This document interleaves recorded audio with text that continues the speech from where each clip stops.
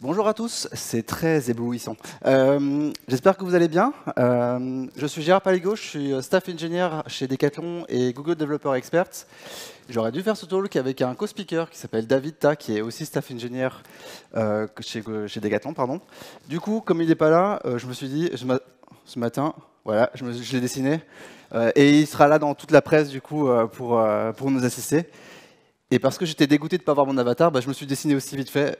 Vous le verrez que cette fois-ci, mais je le trouve plutôt cool. On va parler des adaptive layouts et pourquoi c'est potentiellement un cauchemar à intégrer dans vos applications Android.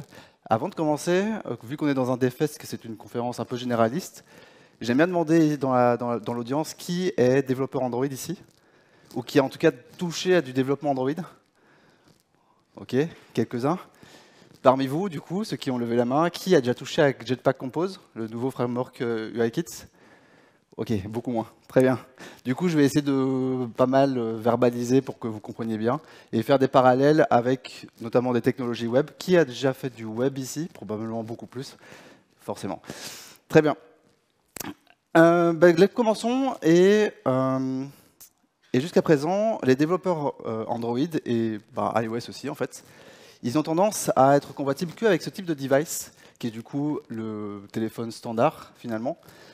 Et côté Android, quand on utilise Material Design, qui est du coup le design system natif pour Android, on a tendance à venir ajouter des composants assez communs, qui est la top app bar, la bottom bar navigation, pour les plus grosses applications en général qui disposent de plein de fonctionnalités dans l'appli. Une action primaire qui s'appelle ici le floating action button, et du contenu qui est ici une liste, mais qui pourrait être plein d'autres choses. Et depuis quelques temps maintenant, ça fait quelques mois, presque années, on commence à voir d'autres types de devices qui apparaissent sur le marché. Alors on en voit beaucoup pour les tablettes, mais on commence aussi à avoir des foldables, qui sont du coup les téléphones pliables, qui permettent de se fermer de manière verticale ou horizontale. Et de plus en plus, on doit être compatible avec ce genre de téléphone parce que ça commence à prendre légèrement, mais ça pourrait prendre beaucoup plus. Et si nos applications ne sont pas déjà compatibles aujourd'hui, ça risque d'être compliqué demain. Alors, c'est quoi le problème quand on veut être compatible avec ce genre de techno? Quand on est une application qui n'a encore jamais eu ce mindset-là à la base, donc des applications qui peuvent exister depuis plusieurs années ou quoi, et qui veulent maintenant être compatibles avec ce genre de device. Ici, vous retrouvez une architecture modulaire classique dans une application Android. Alors, classique, ça ne veut pas forcément dire qu'elles sont toutes comme ça, c'est juste un exemple. Donc, pour info, si vous n'êtes pas développeur Android, du coup, vous ne savez pas qu'on utilise Gradle pour la gestion de modules dans lesquels on vient placer nos différents parties de code base dans notre projet. Et donc ici, ce sont des modules Gradle avec du coup un module app qui est notre entry point, notre point d'entrée pour lancer notre application. Il va généralement contenir ce qu'on appelle notre main activity, qui est la classe qui est chargée au démarrage de votre application, si je simplifie un petit peu. On a un module qui s'appelle Main Navigation ici, qui va gérer la navigation de notre application. C'est lui qui va connaître tout le graphe de navigation, qui va permettre de naviguer entre les différents écrans qu'on aura créés. Après ça, vous avez Feature One Screen et Feature Two Screen, qui sont deux composants, qui sont des composants Jetpack Compose, qui permettent d'afficher un écran en entier, qui ont le suffixe VM pour dire View Model. En gros, ces composants-là n'affichent pas directement une UI. Ils vont utiliser Feature One Screen ou Feature Two Screen pour ça. Mais ils vont se lier avec un View Model qui, lui, va fetch la data quelque part, que ce soit des requêtes HTTP, des requêtes en base de données locale, etc.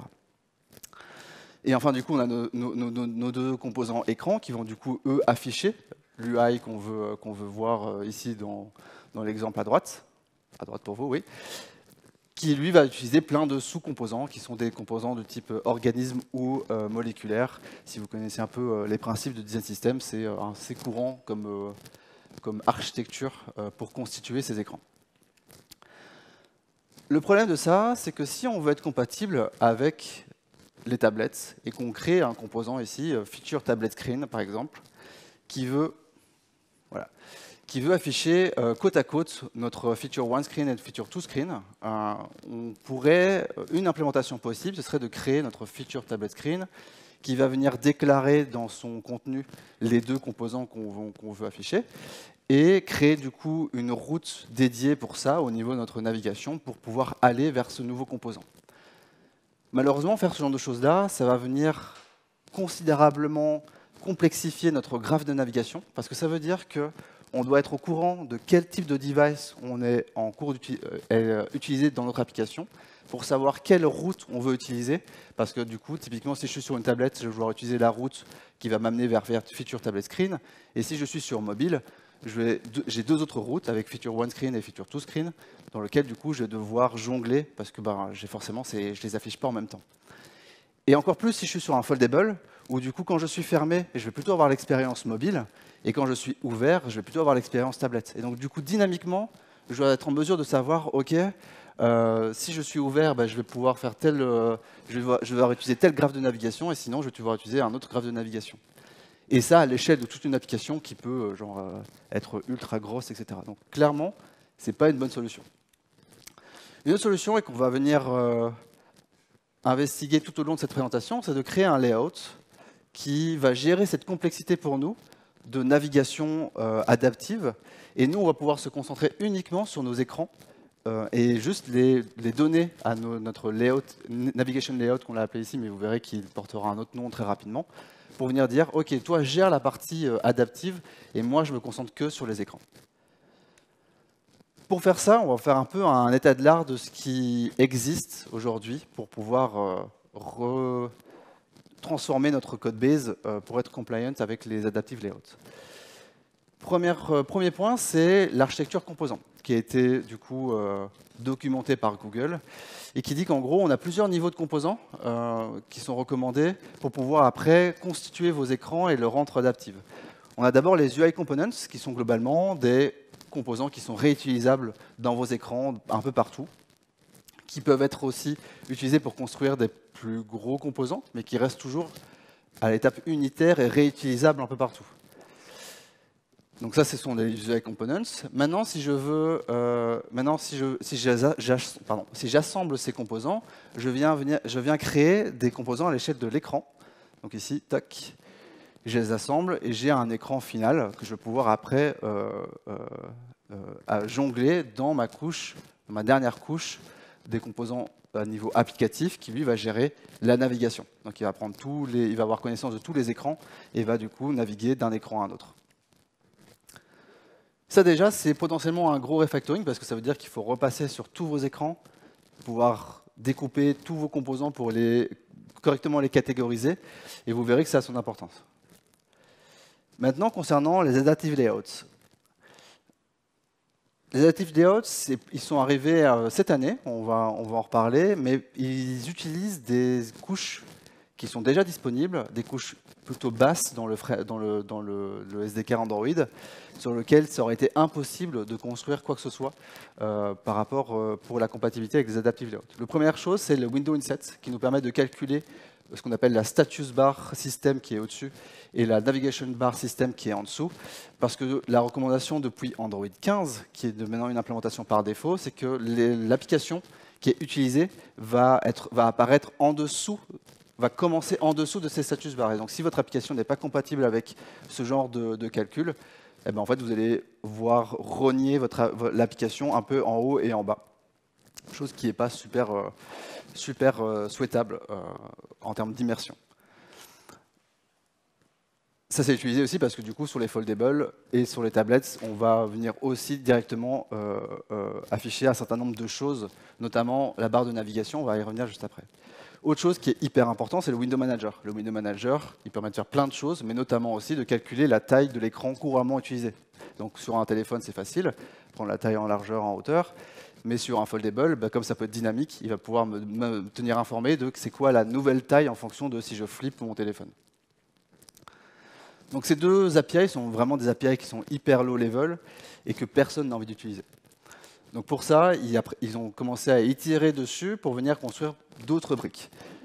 La brique suivante, c'est le Windows SaaS Class, qui est en gros, si vous êtes un développeur ou développeuse web, c'est un peu l'équivalent des media queries. C'est ça vient venir catégoriser un certain nombre de types d'espaces d'écran plusieurs Windows SaaS Class, qui sera du coup ici compact, medium et tablette.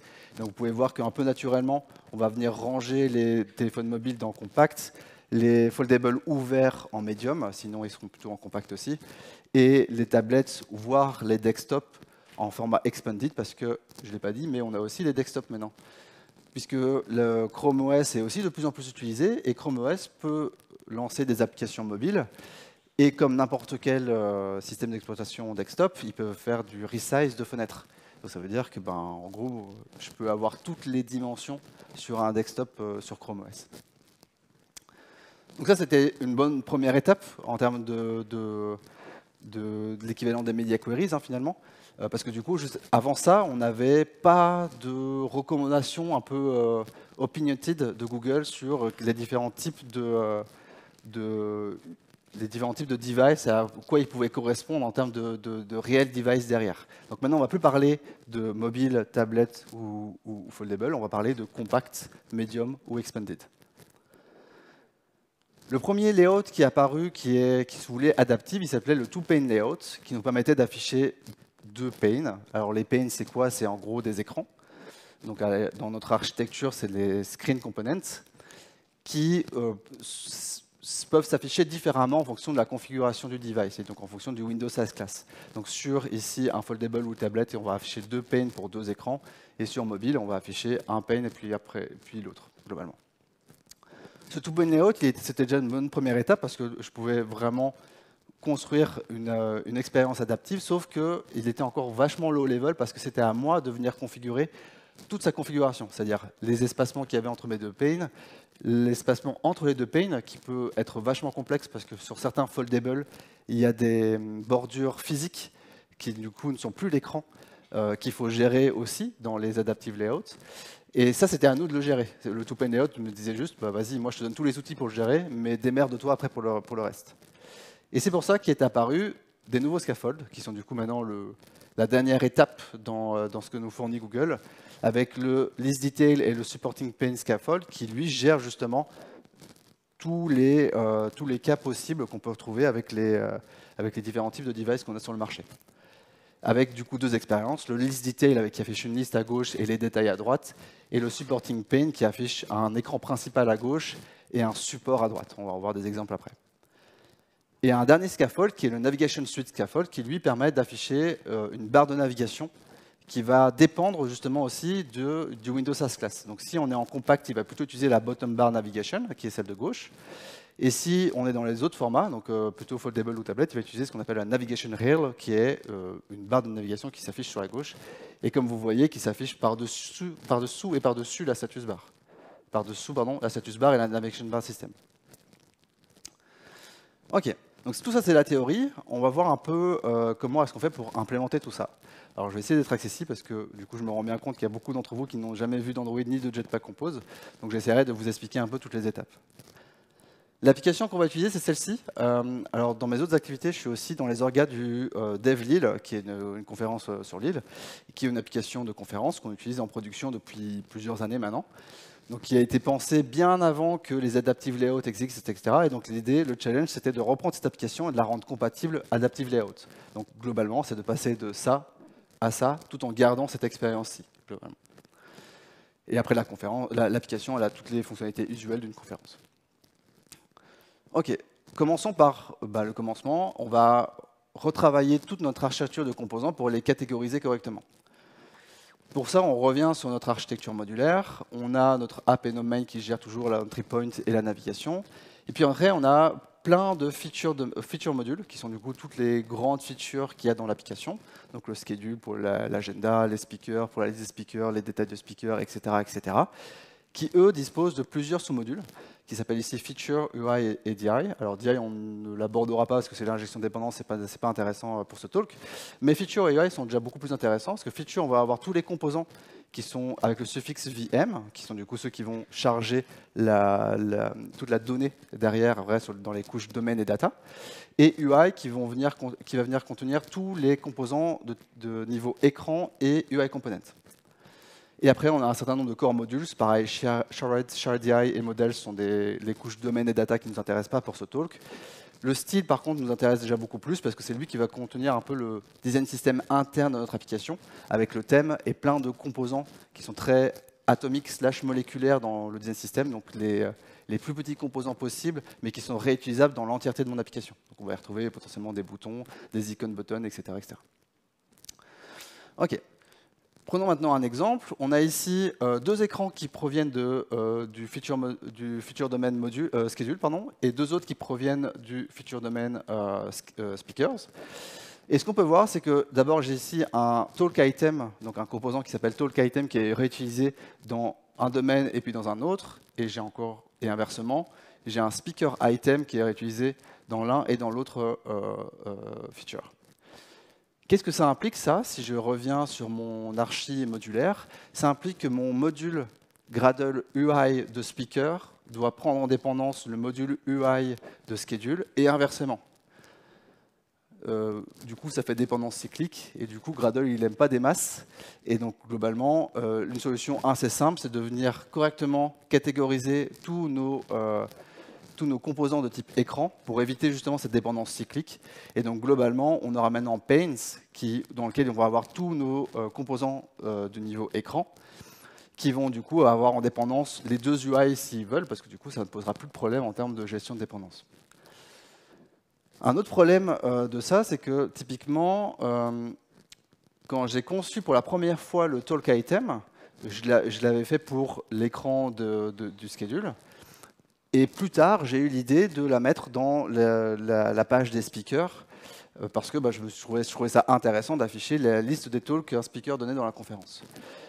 Et du coup, je n'avais pas cette réflexion de je vais proposer potentiellement plusieurs variants de mon composant talk item pour être le plus adapté en fonction de là où est-ce que je veux l'utiliser. Il a été pensé pour être utilisé dans le feature domain du schedule. Donc une recommandation qui est plutôt bonne à prendre, c'est de venir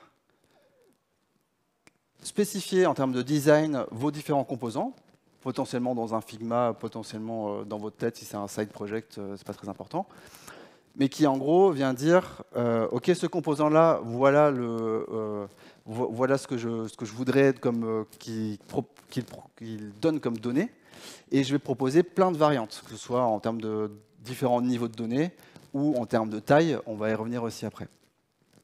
Et donc du coup, là ici, on a vraiment une définition assez claire et précise de où est-ce qu'on va mettre nos différents composants de différents niveaux.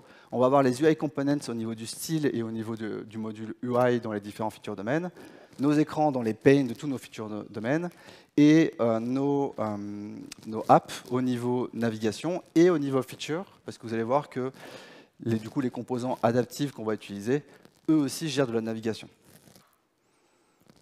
OK. Maintenant qu'on a une idée assez claire de comment est-ce maintenant qu'on a fait le refactoring sur la gestion de nos composants, on va maintenant travailler sur le mode landscape. Pourquoi c'est intéressant de travailler sur le mode landscape? Parce que typiquement, même si le mobile, lui, est beaucoup plus utilisé au mode portrait, et que beaucoup d'applications restreignent leur application pour fonctionner que au format portrait, parce que c'est plus simple à gérer que de réfléchir à une autre expérience en format landscape. Il se trouve que les foldables et les tablettes, eux, sont beaucoup plus utilisés en mode landscape qu'en mode portrait. Donc ça veut dire que pour être compatible avec les adaptive layouts, vous devez faire sauter cette restriction de utiliser l'application que en mode portrait. Et ça veut dire aussi que votre application mobile sera aussi utilisable en mode landscape. Je ne sais pas si vous avez déjà fait le test un peu de prendre vos applications que vous avez sur vos téléphones et de voir comment ça se passait en mode landscape. C'est généralement pas terrible, parce que globalement, pour peu que vous avez une top-up bar et une bottom-up bar navigation, il vous reste ça pour naviguer dans le contenu, et c'est pas ouf. Donc, avant de commencer à travailler sur les adaptives, on va travailler sur du coup, le mode landscape de notre version mobile. Et on va faire une première étape sur les variants de nos UI components. Donc ici, j'ai mon écran d'agenda avec le format portrait, format paysage. Et ce que vous voyez ici, c'est que j'ai mon talk item format portrait et j'ai ici mon talk item de mon mode paysage. Vous voyez que c'est deux composants qui sont différents, mais qui proposent le même niveau de données parce que je n'ai pas une seule donnée qui me manque, que ce soit dans le format portrait ou le format paysage. Comment je fais ça? Dans mon style schedule, je viens déclarer un composant que j'ai appelé ici small schedule card, qui va du coup ressembler à ça. Donc il ne sait pas encore où est-ce qu'il va être utilisé. Il sait juste qu'en gros, on va proposer dans notre design system interne ce composant-là qui va pouvoir être utilisé n'importe où dans notre application. Maintenant, je viens venir déclarer ma variant medium, toujours dans mon style, et il va ressembler du coup à ceci. Si je les mets côte à côte, vous comprenez assez facilement où est-ce que je vais utiliser le format, quel composant je vais utiliser pour le format portrait et quel composant je vais utiliser pour le format landscape. L'idée étant de gagner un maximum de place en termes de hauteur sur le mode landscape parce que justement, j'ai beaucoup moins de place qu'en mode portrait. C'est aussi ça de travailler la compatibilité avec le mode landscape, c'est justement d'adapter son UI en fonction de la configuration de votre device et dans laquelle il est, la configuration dans laquelle il est actuellement. Et du coup, transition toute trouvée sur la partie, OK, maintenant, comment est-ce que je fais aussi pour adapter d'autres aspects de mon UI en fonction de cette configuration de la fenêtre que j'ai actuellement sur mon téléphone. Un exemple ici, c'est dans le format portrait, j'ai ici une icône qui permet, quand je clique dessus, d'ouvrir l'écran des filtres. Or, sur le mode landscape, j'ai décidé que je voulais afficher l'écran des filtres directement à droite. Et donc forcément, je n'ai pas besoin de cette icône, parce que si je l'affichais, j'allais potentiellement rouvrir un écran qui est déjà affiché sur mon téléphone. Donc pour ça, ici, j'ai le composant Agenda Filter Compact VM, qui est du coup mon écran de filtre. J'ai ici mon composant Schedule Grid VM, qui est mon composant de schedule. Et vous voyez ici, j'ai un booléen qui s'appelle showFilterIcon, qui est un booléen de visibilité, qui va justement pouvoir me permettre d'afficher ou non le composant de l'icône de filtre. À l'usage, ça donne quoi? Alors, c'est une implémentation un peu naïve, mais qui va plutôt bien fonctionner. C'est, OK, je regarde si je suis en mode landscape. Si je suis en mode landscape, je viens déclarer mon écran Schedule Grid VM, dans lequel je mets mon showFilterIcon à false, et lui se chargera dans son implémentation de bien ne pas afficher l'icône button dans la top-up bar. Je viens déclarer ma callback onFilterClicked qui me permet juste, qui ne sera jamais trigger parce qu'elle est trigger que quand on clique sur le bouton d'icône et cette icône n'est pas affichée. Mais il faut que je donne une valeur. Et après, je viens déclarer mon agenda filter juste à côté, que je mets dans une row pour les mettre côte à côte. Globalement, la row est un layout qui me permet juste d'afficher mes composants sur la STX. Et sinon, si je suis en mode portrait, je viens déclarer ma SkillGrid VM qui va afficher simplement mon écran de schedule dans lequel je vais mettre mon booléen de visibilité à true et ma callback, elle va juste propager l'information à ma couche d'architecture supérieure qui est du coup ma couche de navigation qui lui va se charger après d'ouvrir mon écran de filtre. Cool. Donc on a maintenant refactorer notre application pour bien identifier quels sont les différents types de composants. On sait que notre mode landscape on sait qu'on est compatible avec le mode landscape un peu partout dans notre application. Maintenant, si on commençait à utiliser les adaptive layouts pour un peu nous simplifier la vie. Alors les adaptive layouts, du coup je le répète, on a deux types. On a la Navigation Suite Scaffold qui permet de gérer la barre de navigation et les canonical layouts qui sont du coup les list detail scaffold et le supporting pane scaffold qu'on va voir juste après. Navigation Suite Scaffold, on veut arriver à quelque chose comme ça. C'est-à-dire qu'on veut qu'en format compact, on utilise la bottom bar navigation et dans tous les autres formats, on va utiliser la navigation rail.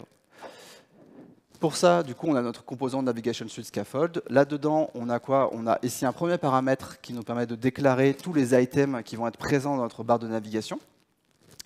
On va voir juste après à l'usage. On a ici un paramètre layout type qui va permettre de savoir si je vais utiliser ou pas, quel composant je vais utiliser entre la bottom bar navigation et la navigation rail. Donc, dans son implémentation, il vient vérifier quelle Windows SaaS class est utilisée et en fonction de si c'est compact, medium ou expanded, il va du coup utiliser le bon composant. Et après, il y a plusieurs autres paramètres de style et un dernier paramètre de contenu qui, lui, est juste pour afficher le contenu de l'écran. Donc ici, on est dans le composant App Navigation, dans le module Main Navigation. Et dedans, vous voyez, on déclare notre Navigation Suite Scaffold, dans lequel on va venir ici déclarer notre liste d'items.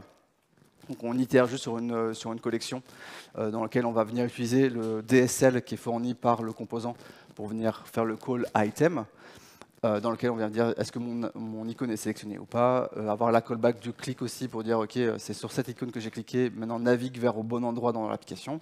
Et ça, on peut le faire grâce au NavHost qui lui connaît tout le graphe de navigation de votre application et dans lequel on va pouvoir naviguer un peu partout dans l'app.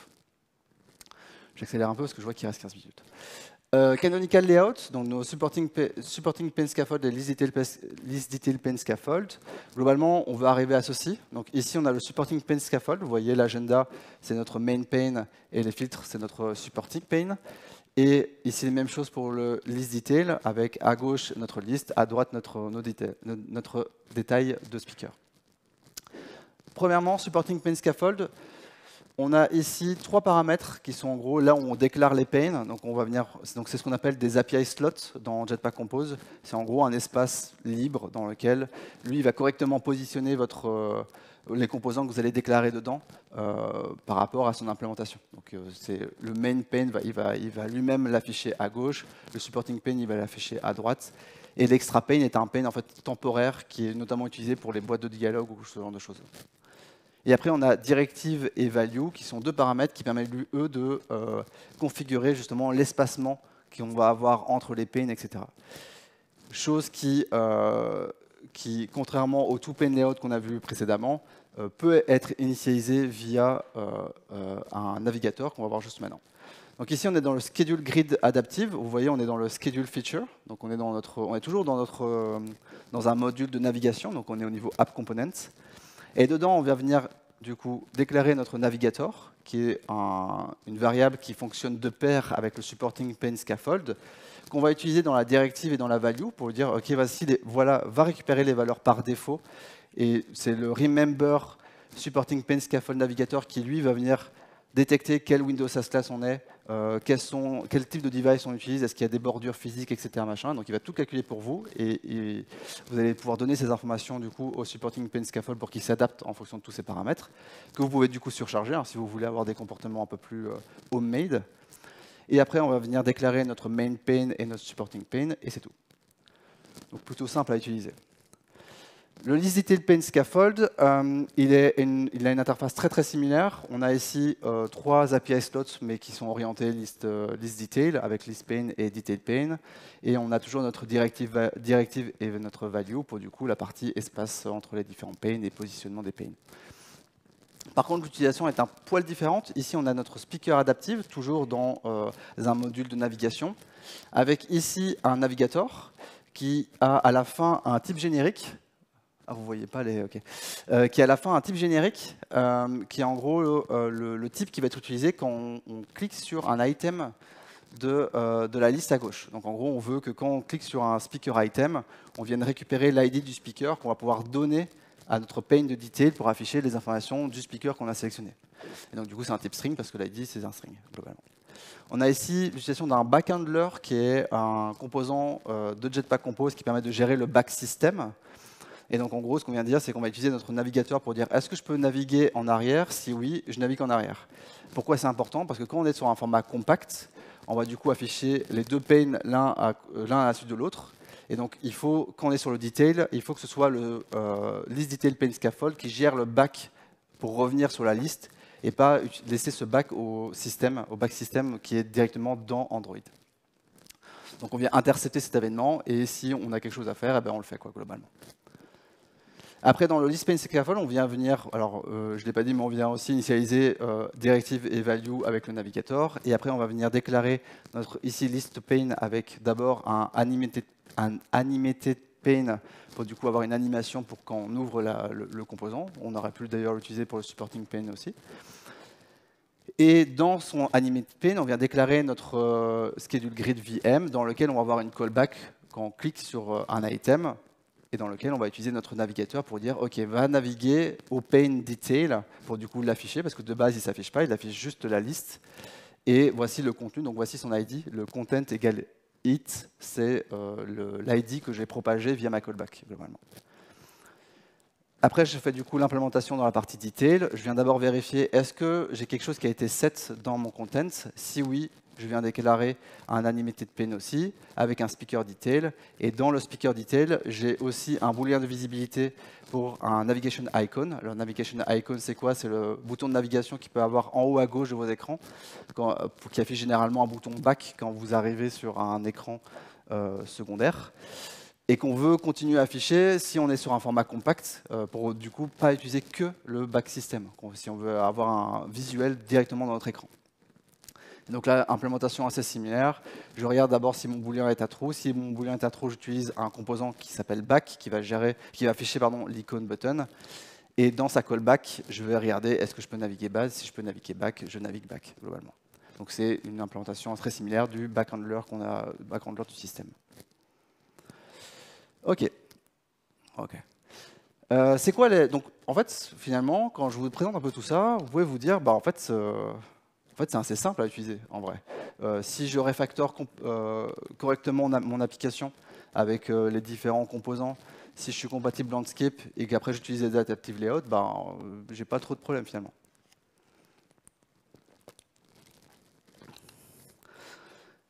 Alors, oui, mais il y a quand même beaucoup de friction points qui sont parfois résolus, parfois pas.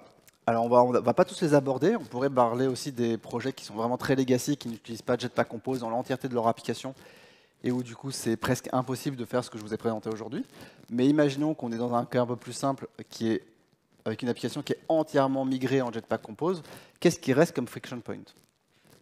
Le premier, c'est des nombreux conflits qu'il peut y avoir avec la spec du material design. Donc là, je ne parle pas du tout de technique, je parle juste de la spec qui est documentée dans le design system matériel. Un exemple, c'est celui-ci. Dans la spec material design, l'usage des panes est décrit comme ça. C'est-à-dire qu'on a plusieurs types d'espaces, donc toujours compact, medium et expanded. Et on peut afficher le contenu dans l'espace bleu que je montre ici à l'écran. Donc qui est un espace qui n'est pas bord à bord. Parce que du coup, si je fais un focus sur la partie compact, vous voyez que voilà, je mets le contenu et vous voyez que j'ai du coup des espacements en haut et en bas de 16 dpi et à gauche et à droite de 16 dpi. Et même du coup ici, j'ai aussi des espaces pour mon floating action button. Ça, c'était vrai pendant très longtemps dans les artefacts adaptifs. On avait toujours ces espaces et c'est pas hyper... visuellement, c'est pas hyper joli parce que vous avez des coupures dans ce que vous affichez à l'écran. Et vous n'avez pas le bord à bord que vous voyez habituellement. Et donc pour des top à bar ou des bottom bar navigation qui sont pas forcément de la même couleur que le fond, ça se voit encore plus. Vous avez des bordures un peu dégueulasses sur les côtés, chose que vous ne voulez pas avoir.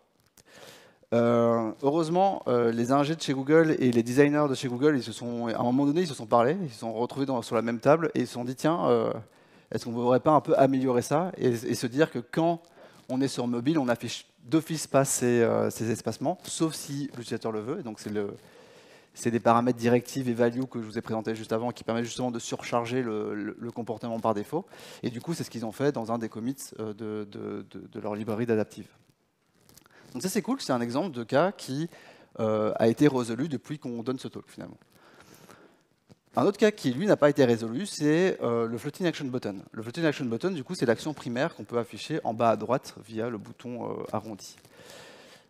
Jusqu'à présent, les floating action buttons, ils étaient déclarés au niveau screen. Et c'est assez cohérent parce qu'au niveau screen, c'est là qu'on utilisait un composant qui s'appelle le scaffold, donc le scaffold tout court, dans lequel il y a des API slots qui est dédié pour la top-up bar, la bottom-bar navigation, le contenu et le floating action button.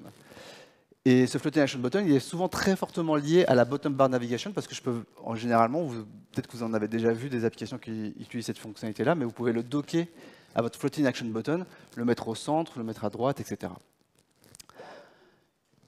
Sauf que maintenant que qu'on a notre navigation suite scaffold qui est déclaré au niveau app, on ne peut plus venir déclarer notre floating action button au niveau screen. Et ça veut dire aussi que, vu que vous avez des floating action buttons qui dépendent de l'écran que vous affichez actuellement sur votre application, ça veut dire que vous devez notifier les couches hautes de votre architecture à chaque fois que vous ouvrez un nouvel écran pour venir dire hey, c'est cet écran-là qui est ouvert, change le floating action button pour mettre celui-là à la place. Ça veut dire aussi que vous devez implémenter toutes les fonctionnalités du floating action button dans toute votre application à un seul endroit. Globalement, c'est pas ouf. En termes de maintenabilité, c'est pas ouf. Et pour ça, il n'y a pas encore de solution. Et c'est pour ça d'ailleurs que le Navigation Suite Scaffold ne permet pas encore de déclarer un floating action button.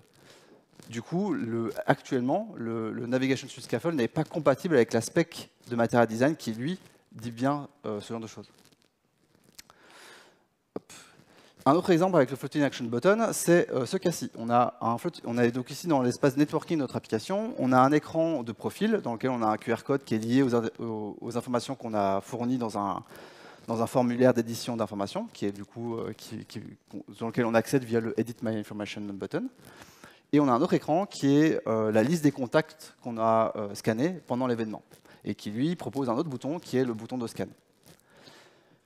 Le problème de ça, c'est que si je veux travailler le mode landscape, peu importe si c'est sur mobile ou si c'est sur foldable, tablette, etc., et que du coup j'utilise un navigation réel plutôt qu'une bottom bar navigation, qu'est-ce que je mets comme floating action button, sachant que dans le navigation réel, l'aspect dit je peux en mettre qu'un seul. Donc on oublie même que c'est même pas encore possible. Hein. Juste comment est-ce que je fais pour du coup savoir demain quel est le bon à mettre dans la navigation réelle. Pour ça, pareil, il n'y a pas de solution. La recommandation de Google, c'est juste de ne plus penser en écran, mais de penser en pane et de se dire, dans l'écran, au sens large, au sens adaptive, donc dans toutes les variantes possibles, quelle est la seule primary action que vous voulez fournir, et tous les autres, vous les remettez au niveau screen. Et donc du coup, là, ce qu'on fait, c'est qu'on sort le Edit My Information Floating Action Button du niveau app et on le remet au niveau écran parce que du coup c'est complètement intégré dans le composant écran à l'échelle écran. Dernier friction point, c'est le Windows SaaS Class qui n'est pas récupérable à l'échelle d'un sous-composant. Je vais vous donner un exemple très parlant. Ici, on a notre liste de speakers avant qu'on clique sur un item. Et ici, on a notre liste de speakers quand on clique sur un item et on affiche du coup à droite les détails. Ce que vous voyez, c'est que ici, j'étais en mesure d'afficher énormément de speakers. Et ce que j'aimerais bien, c'est que quand j'affiche ce mode-là de mon application, j'aimerais bien avoir le Windows SaaS Class uniquement de cette partie pour me dire, OK, quand j'ai moins d'espace, je switch de medium, comme je l'étais avant, à compact. Et j'utilise peut-être une liste horizontale dans laquelle je pourrais afficher beaucoup plus de speakers. Ça, aujourd'hui, sauf énorme bidouille avec les adaptive layouts, c'est pas possible. Et donc, du coup, vous êtes obligé de, en fait, ici, afficher beaucoup moins de speakers que ce que vous pourriez le faire.